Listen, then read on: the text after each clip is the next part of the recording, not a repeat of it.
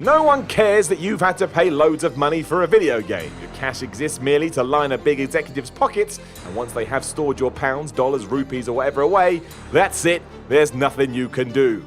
Usually this is fine if what you get is a working, functioning product. When it's not, well, you're utterly screwed. Sometimes these games get fixed, which is still insulting, but other times, forget it. They were born broken and that's how they'll die. More fool you for trusting a publisher to begin with. My name is Simon Miller and this is 7 broken games that got released anyway, cause screw you. Number 7, Batman Arkham Knight on the PC. I loved Batman Arkham Knight. Sure, the Batmobile was overly gimmicked and should have just been used as a mode of transport rather than tied directly into the gameplay, but whatever. Everything else around it was amazing, and if you ever wanted a Batman simulator, you now had it. Never forget that, especially given the dross we were used to receiving before this. While Rocksteady's third entry in the trilogy worked fine on consoles though, it was an utter joke on PC, suffering from such huge frame rate issues it was actually unplayable. Either that, or the developer had decided to give the Dark Knight some sort of muscle disease where he couldn't even walk in a straight line. To its credit, Warner Brothers did pull the game from sale following a backlash and offered refunds, but it was too late. The damage had been done and it got worse when, surprise surprise, it seemed like the publisher knew it was going to be boned but released it anyway. Cause fuck you. What they actually thought they would achieve by doing this, I don't know, but it happened and now it can't unhappen, which isn't a word. It really did take the wings out of Arkham Knight sales, however, and that shouldn't have gone down. You don't cast a shadow over a man who makes his career hiding in such things. Too ironic. Number 6, Halo the Master Chief Collection. Given how big Halo is and how much people wanted this collection, it seems mad that Microsoft ever let this go down, but they did. While the majority of the games worked fine and did a good job in allowing you to revisit a franchise that had changed the world, although now with spruced up visuals, if you wanted to play multiplayer, you had another thing coming. Aside from the matchmaking being atrocious, thousands of players couldn't even get a game and have to wait hours before it started to work. That would have been bad anyway, but it's horrendous when you remember this is what made Halo so big to begin with. We all went online and marvelled at the amazing experience Bungie had created. Once again, there was some redeeming features here in the sense there was an attempt to fix it, but after 12 patches, things still weren't going right. Eventually they were ironed out, but here's an idea. If something needs that much attention just to make it run smoothly, don't release it. Number 5, Sonic the Hedgehog 2006. Sega's revival of Sonic in 2006 was dead before it even began, mostly because this wasn't even meant to be a Sonic game. The developer was working on something else entirely before word came down that whatever they were doing now had to feature the Hedgehog. If you've ever wondered why he started kissing humans, this is probably why. It was a mashup of experiences. On top of this, it was being developed on 2 new consoles, then halfway through, the game's director, Ojiro Gawa, left to do something else. Can't blame him really. Who would actually want to be associated with this? Sega then really rammed the final nail in the coffin when it decided it must be released in Xmas 2006, despite the team telling them this was a very bad idea. Surprisingly, those working on the actual thing were right, and when it came out, no one could believe how broken it was. Aside from Sonic constantly getting stuck in the environment, you couldn't even look at the left analog stick without him zooming forward as if he was on drugs. Go and try and play this now. It's impossible. Number 4, Superman 64. Aside from a broken mess, Superman 64 is barely a game.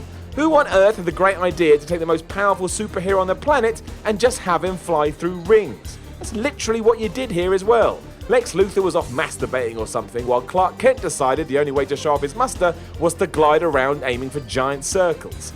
It also looked unfinished, mostly because it was. Textures didn't exist, the popping was offensive, collision detection came and went on a whim, and it was just so grey. I thought Metropolis was meant to be some beacon of hope, but if it looked like this, I would have rather shot myself in the face. It also never told you what you were meant to do and had you guessing the entire time. In many ways, Superman 64 was responsible for the idea that all superhero games were shite. It was probably fair. This was garbage. Number 3, Ashes Cricket 2013. This is just brilliant for all the wrong reasons. Even if you don't like cricket, you know it's really important to both run after the ball has been hit and catch the ball when it's in the air. That's basically all cricket is. Outside of that, it's just dudes in jumpers looking bored. When Ashes Cricket 2013 came out though, developer Trickstar Games had actually forgotten to put a catch animation in. Think of that, a cricket game where there's no catch animation. A bit like having no goal scoring animation in FIFA. This got better as well because someone else had decided the AI didn't need to be smart, so just had them do nothing.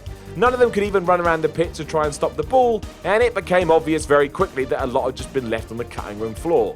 However, credit where credit is due, some fielders often did get the ball and then they threw it away from the wicket in some sort of crap protest. Unplayable, yes, but Ashes cricket is also a dream, simply because it is so bad. Number 2, Aliens Colonial Marines. Recently back in the news as people realised a single line of misspelled code was responsible for this utter botch of a game, that still doesn't stop Aliens Colonial Marines from being broken beyond words. What makes no sense is that this wasn't a rush job. In development for about 7 years, Colonial Marines were still buggy, confused and clearly not finished. The reason for all this nonsense though was simple. No one actually wanted to make the thing. Throughout all of this, mind, each studio continued to argue about what it should actually be.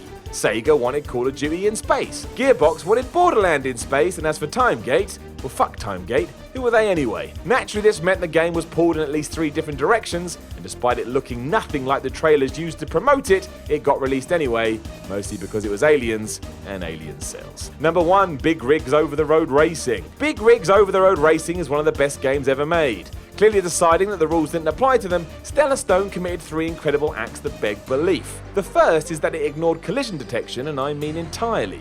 You can at any time veer off course and fly through trees, walls and mountains because they don't exist. You can see them, sure, but in terms of being a solid item, nope, it's all for show. Next is the AI, which again is here for your eyes only. What do I mean by that? Well, every time a race starts, they don't move because they've never been programmed to race. That means you've basically won as soon as you started because no one else can catch up with you. The real joy is that when you start reversing, there's no speed gap on the gearbox, so you can get up to breakneck speeds that most supercars wouldn't reach.